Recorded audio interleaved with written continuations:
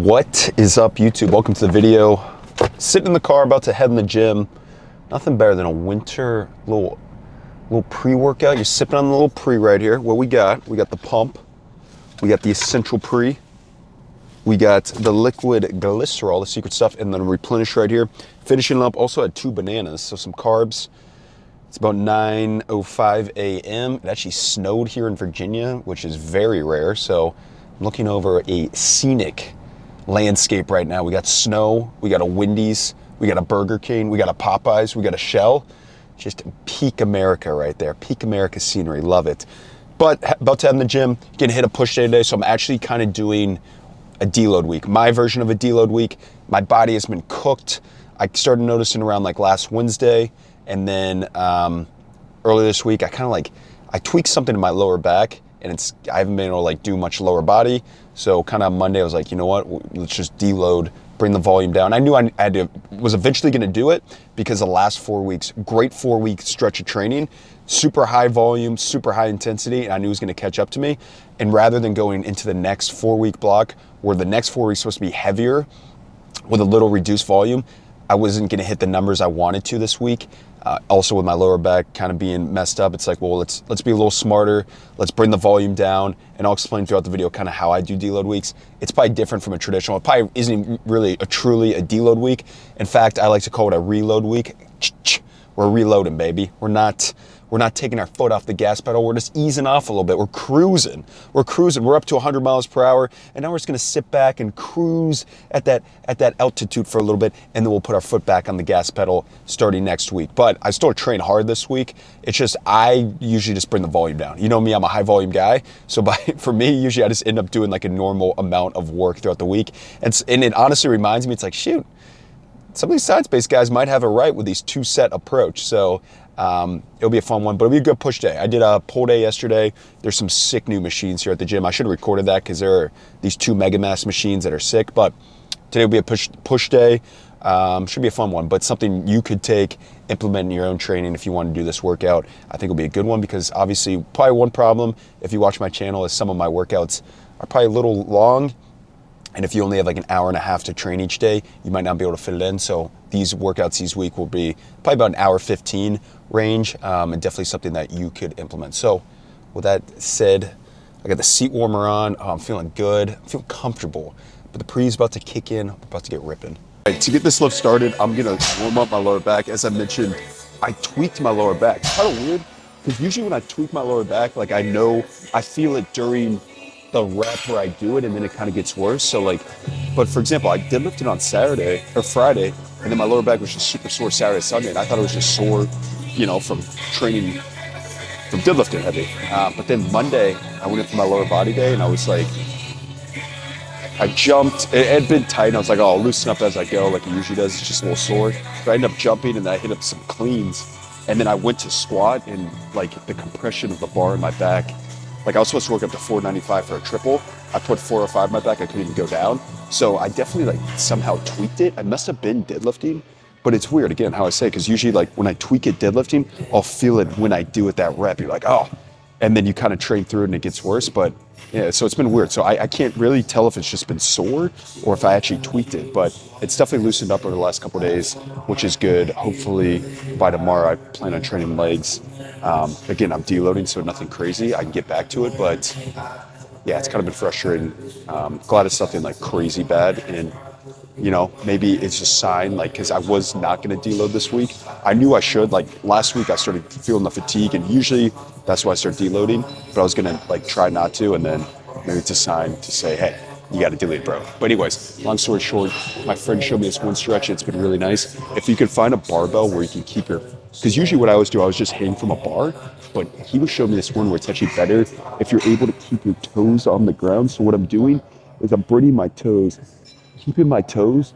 I'll tell you what, find a bar. I'm gonna try to talk where the mic doesn't get muffed, but try to find a bar where you can hold on and you can keep your toes on the ground, because you can elongate and decompress so much. It feels so good. Another hidden tech, and what I should have done is to put straps on so you don't have to worry about your grip and you just hang out here for 2 minutes. But I'm just gonna try to go here for a minute. Also, what I'll try to do is I'll try to twist a little bit.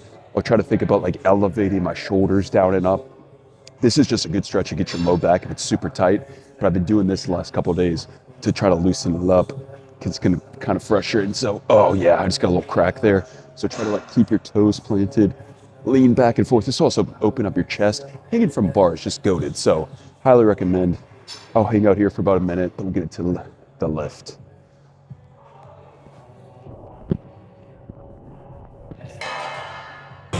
All right, so fully warmed up. We got 3 plates loaded on the bench, 315. It's about 80%. So what I'm gonna do is a 3x6 here. So I'll go through kind of everything I do during a deload week. Obviously, the biggest part of a deload week is gonna be reducing your volume. That's probably the biggest thing you can do, especially if you do a higher volume approach like I do, just bringing the volume down slightly. So for example, today, the biggest thing I'm gonna do a traditional push day. I do 6 exercises and typically around 18 to 20 working sets throughout. Today, I'm gonna still keep the 6 exercises because I like that, but I'm essentially gonna take 1 set off of each exercise. So I'll probably end up doing around 13 to 14 working sets. So again, nothing crazy. I know some people recommend like a 50% reduce in volume. I feel like for me, the biggest thing is it's more reducing the volume of the super demanding neurologically stuff. So like the heavy compound bench, squats, deadlifts, whereas like bodybuilding work, like all the stuff I'm about to do after is just strict like hypertrophy work. I feel like just taking a set out of that, because at the end of the day, what really, really fatigues me is my central nervous system getting fried, and that's from all the heavy compounds, the sprinting and jumping. So it's more about significantly reducing the volume there, or even doing like different variations. Whereas like the bodybuilding work, I feel like I still want to reduce the volume there because volume is it's still fatigue, but not, I don't have to reduce it as much on these push and pull days because, you know, it's not super fatiguing. But we'll get into it. So this is like 80%. Should be something I could hit for like a set of 8. Now I will say I feel a little tight today, so 3 sets of 6 might be a little ambitious, but I still want to get some work in on the bench, and I feel like that's the best way to go. Also, real quick plug, so Gymshark, this has been my go-to winter fit of late. We go the oversized joggers. So these ones are the oversized joggers. I wear large. I got every color. These are awesome. They're so freaking comfortable and warm. And then what I'll do is I'll throw in a zip-down jacket. So this one I really like. This is the bomber jacket. If you can see, it's got the Gymshark print on the back, super sick. And then you go a little compression shirt under it. So that's the secret stuff. You go, if you're going baggy pants, you go the compression fit on top. So usually I'll wear either the rib tank. This is the Element tank. Actually, my favorite is the Element shirt. So it's this, but it has a sleeve on it that's super tight. I love that fit. So I've been trying to, up the style a little bit. As you know, I'm not much of a Fitz McGee, but especially in the wintertime, you can dress up a little more. You can wear pants, you can wear jackets, you can accessorize a little bit. So I'm trying to do more of that. And obviously, I wear the best gym clothing out there from Gymshark. So, gotta take advantage of it. So we'll get into this lift. Bring the volume down, let's rip. All right, go set 1, 3 sets, 6 reps, 315, about 80%. So you take the mic off so it's torched.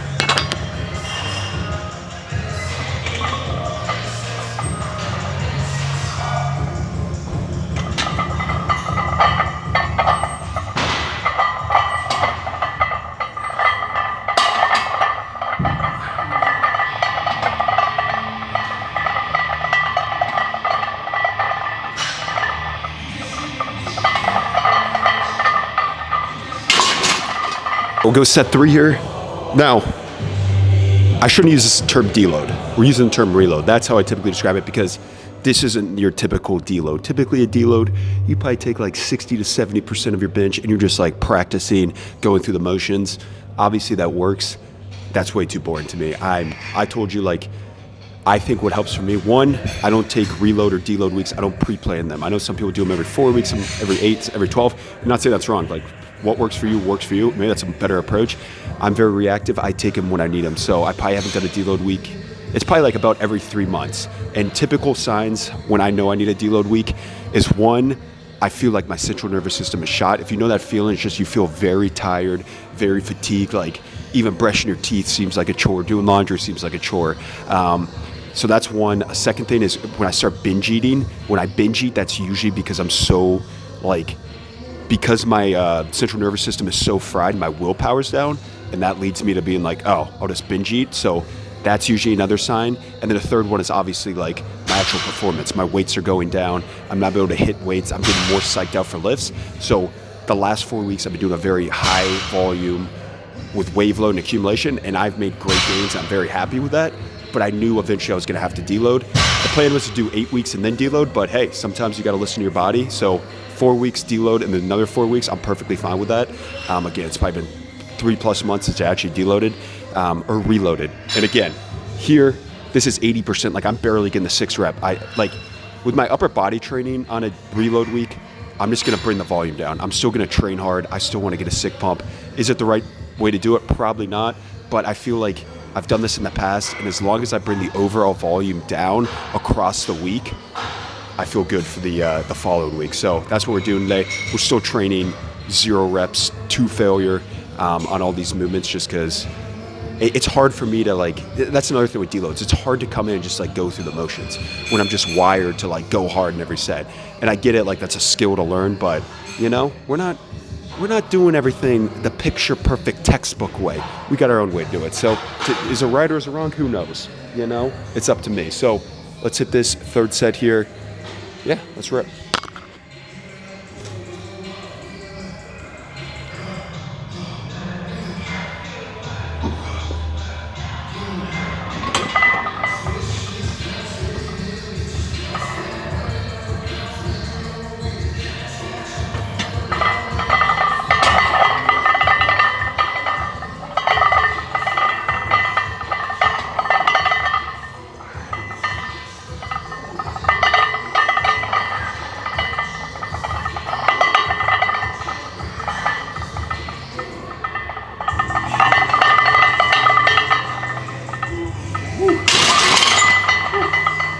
All right, so 3 sets done with the bench.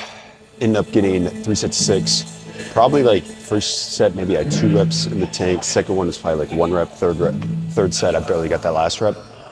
We're gonna go incline and neutral grip press. So I've been doing a neutral grip on the bench just to change it up over the last couple of weeks because I kind of plateaued with the regular pronated, and I kind of want to play around with it because you can get a bigger stretch. It's kind of nice. I also saw C-Bum doing them. I've also done them in the past, and I really like them, but you can really come around the chest to get super, super deep, especially because I already benched, flat bench pronated. It's just a different hand position, and it's kind of been nice. I really like it because you get nice and deep. Obviously, you probably can't go as heavy. I'm probably doing 15 to 20 less pounds per hand. I'll do maybe 10 to 15. I'll do 110s. For 2 sets here, just going until failure, probably doing that 8 to 12 range. But again, really focusing on a nice stretch, come back up. I got this bench here. This bench is kind of cool because it goes up in small increments. It's at a 26-degree incline. Getting fancy over here, but usually I always do an incline press at a 30-degree incline. I like a slight incline. Once I get above 30, I feel a lot in my shoulder. Now I know, obviously, you can go up to 45 and still get a great upper chest stimulus, but I kind of sitting between that 25 to 35 degree range. So 2 sets here, rip it. Another big thing with the reload week is what I'm doing is I'm still keeping the same amount of sessions. So I'm still gonna lift 6 days this week because I like the frequency. I don't want to get my body used to only training 3 times. I feel then you go into the next week and you're kind of lazy. Whereas if you keep that frequency, it's this is my routine. It keeps you in your routine. You feel because a lot of times during a deload week, you're what's the point? You kind of lose because you're not training the same way. But if you keep the same amount of sessions, it mentally, I still feel I'm training the same way, even though I'm bringing the volume down, if that makes sense. So I highly recommend kind of keeping the same amount of sessions, just bring the overall volume. Now what I am doing is I'm doing 1 less sprint session this week, so instead of 2 sprint sessions, I'll do 1, but I'm still keeping 6 lifts. Biggest thing is just amongst the lifts is bringing the volume down, bringing the kind of the super neurologically demanding stuff, so I'm not doing these super heavy doubles, triples, 4s, 5, that's another thing. And then obviously not doing as many sets of squats, deadlifts, and heavy leg press and stuff, but still training hard. So I feel my reload weeks, my deload weeks, it's really just a hard week of training just with a lower volume. That's all it is. So let's get in these presses.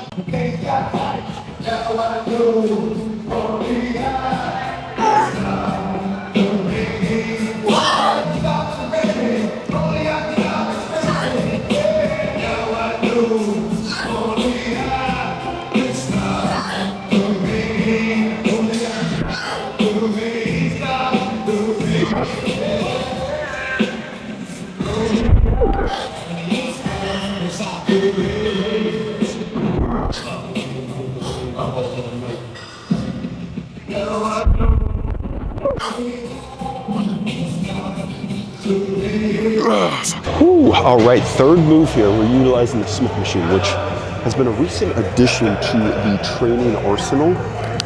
Smith machine seated press. Really like this variation because obviously the bar just stays fixed right there. I honestly like overhead presses have been like weird for me recently. I don't really like machine overhead presses. I don't know, the configuration, I just never get it right. It never feels that good. You know, I love a classic standing overhead press, but I usually do that on my shoulders days. So I like pressing. I also like doing another overhead press on my push days. Dumbbell seated presses, you know, I like those, but this has probably been one of my favorite ones because I like the pronated grip. I can feel nice and strong here as opposed to the neutral grip, like a machine. And you know, obviously with the Smith machine, it's nice and smooth. So I'm gonna go again 2 working sets here. I'm building weight up, kind of filling out. I was actually playing around with the behind the neck press before, which felt pretty good, which I might have to start implementing. I've seen people do that. I know like Ryan Terry does a lot of behind the neck presses. I'm pretty sure Mike O'Haron does a lot behind the neck. And I used to do behind the neck presses. I know like a lot of people don't do them anymore, but it almost feels better on your shoulder. I guess it's isn't like the argument it's more natural for your shoulder to come behind. I don't know. I could be wrong, but it kind of felt good. I might play around with that one day, but today we'll just go in front. Also, fellas, the tunes. We're rolling a little country today. I got my Spotify rap back, which I don't get the... I kept seeing these memes where like people were like, oh, no one cares about your Spotify rap, post on your Instagram story. I'll tell you what, I care. Anytime someone posts their Spotify rap, I paused it, I was staring at it, I loved it. So, but anyways, I'll share my Spotify rap if you guys are interested. Numero uno, it was all country people. So number 1 was Zach Bryan. Number 2 was, who's number 2? Oh, Morgan Wallen was 2. Treaty Oak Revival was 3. Whiskey Meyer was 4, and Chris Stapleton was 5. So I listen to a lot of country and I listen to a lot of rock. Usually when I lift, I listen to rock, and obviously that's the music I use for all my like reels, because I like using like, you know, epic songs like from like Iron Maiden or Metallica or all the cool stuff like that. But when I'm not lifting, or if it's summertime, if I'm driving, I like listening to country. And then I sometimes lift to country, but something about getting in the field is kind of nice. So big Zach Bryan guy, big Morgan Wallen guy. But anyways, we'll get 2 working sets here, we'll build up, try to find a weight we can get like 8 to 10 reps with.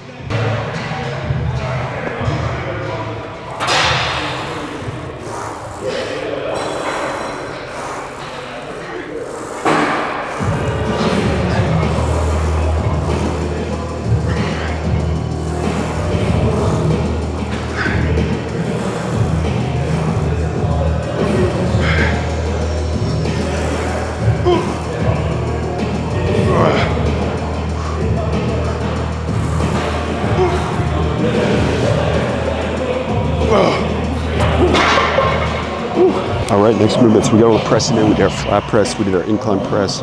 We did our overhead press variation. I always like doing those 3. Now we're gonna hit some isolation. So we'll do a chest fly or a seated pec deck. We'll do a lateral raise, and we'll do some triceps. So start with the big compound pressing first, and then we get to the accessory work after. We'll go for all these 2 sets here. I love this pec deck. I never used to do pec deck. Honestly, actually, my favorite fly variation is just a regular standing cable fly where I'm kind of high to low. But the cable, one of the cables is broken, so I can't do that today. But this is the best next alternative. Usually I'll do this once a week, and I'll do the cable flying the other day. Really trying to focus in, obviously, with flies, like stretching, and then getting a 6 squeeze at the top. So I really try to get a good mind-muscle connection on these flies. Drop the ego a little bit. Obviously, when I'm pressing, I'm naturally want to press as heavy as possible. So I'm gonna have a little ego, but on flies, lateral raises, tricep work, it's like, you know, who really cares if you're doing 200 pounds versus 160 on here? I'd rather get a good stretch, good mind-muscle connection. So 2 sets. Let's get the pecs popping again. I will have a sick pump going on right now. I know I do a lot of volume. I usually do 3 to 4 working sets, and I know it's very popular to just do 2 working sets. And every time I do a reload week where I do 2 working sets, I'm like, this is kind of nice. I do feel like I get very good intent out of it. So there probably will be a day where I do kind of reduce my volume. Maybe, I think in my next block, I will bring the volume down a little bit, where I'm not doing an outrageous amount, because the last block, I had some workouts where I was doing like 25 working sets. So I think I'll try not to exceed 20, maybe try to keep it in like that 15 to 18 range on an upper body day, because, I mean, obviously I know, like sometimes like when you do higher volume, you lose a little bit of intent. I know I push myself in every set, but like naturally fatigue's gonna set in.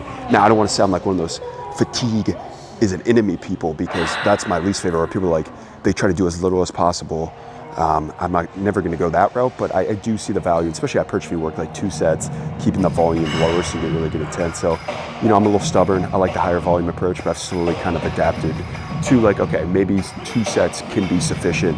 You don't always have to do a 3rd set if you're getting good quality here. So sometimes a reload week is good. In that sense, it kind of reminds me like, hey, like you can do a little less volume and maybe get a better workout. So it's a weird back and forth because I go through periods where I want to do a lot of volume because I just pride myself in that. But sometimes it is like good to take a step back and be like, hey, as long as you're training hard, what's the 2 things I always preach? Just be consistent and train hard. You know, everything else will fill itself in. You fill those 2 buckets, you know, that's gonna be the most important thing. So sometimes it might be like maybe bring the volume down a little bit so you can train harder. So it's a back and forth for me, but let's get these flies going.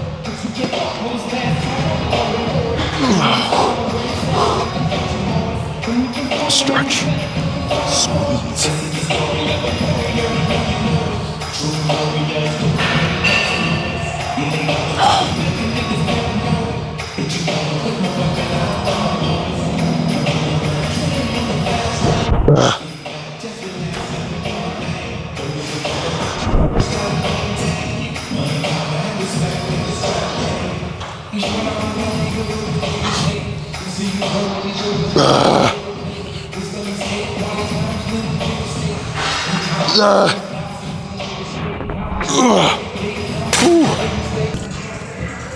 All right, next move, I just did the first set of this, so a lateral raise, but I'm doing on the cable with the cuff.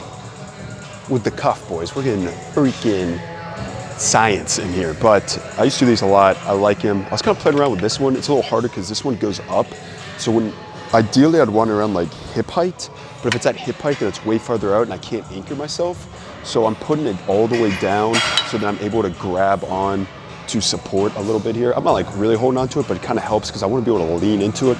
Rather than standing upright, I want to kind of be at an angle coming up. So I have it at the bottom. Ideally, I'd probably have it coming right here like that, but we're not going to stress over these small things. We're going to stress about just training hard. So did the first set, got like 9 on each side. So yeah, I'll just go 2 sets here as well, 8 to 10 range. Try to get a full range of motion. The cuffs are sneaky nice because obviously you don't have to worry about your grip being a limiting factor. A lot of times I'll do lateral raises and my fingers will start to give out, or a lot of the times for me, it's like the outside of my pinky will kind of start to cramp up a little bit and then I'll kind of come out of my hand. So with a cuff, obviously you don't have to worry about it coming out. So kind of a cool setup, but 2 sets, lateral raises, shoulders, we hit an overhead press, we hit a lateral raise variation, chest, we hit a flat press, incline press, fly, and then for triceps, we'll hit some isolation after this. But here I like kind of anchoring, kind of being at a slight angle, coming up, slight pause, and then getting that full stretch.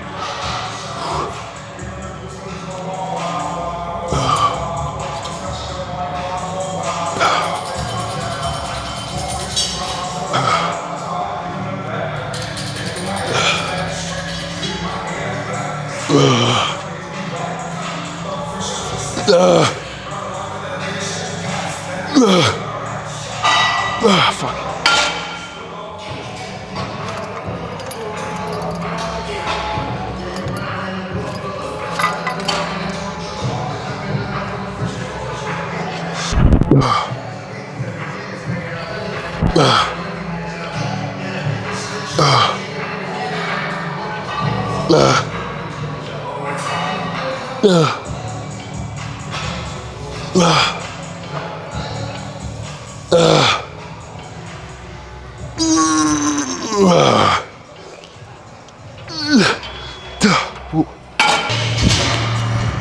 Ooh, staying on the cable, we'll go last move here. We'll go some tricep isolation. So go in a cable French press. So behind the neck French press. I personally like it most with like, if you have one of these bar, like the easy bar with the curve in it. I don't like the ropes as much because I kind of end up like keeping my palms together and I just don't really get a good stretch there because I keep coming like in. I'm not really to fully extend at the top. Whereas with this, your hands are in the same position the whole time. You don't have to worry about like a rope where they come in, they kind of slip around. Also being underhanded kind of helps a little bit. I like this a little better than a straight bar too because the grooves, it just feels better on the shoulder. So if you got a setup like this, a very nice way to do it. Try to keep the elbows in. I don't mind them flaring out a little bit, but I'm like, you'll probably watch it, you'll probably think they're really flared out, but I'm trying to consciously think about keeping them in a little more. I'm not trying to be like all the way out, but like trying to keep them in a good amount, but a great tricep stretch here. So we'll go 2 sets. Yeah, kind of what we've been at this whole day, 8 to 10, 6 to 10 range. So let's rip.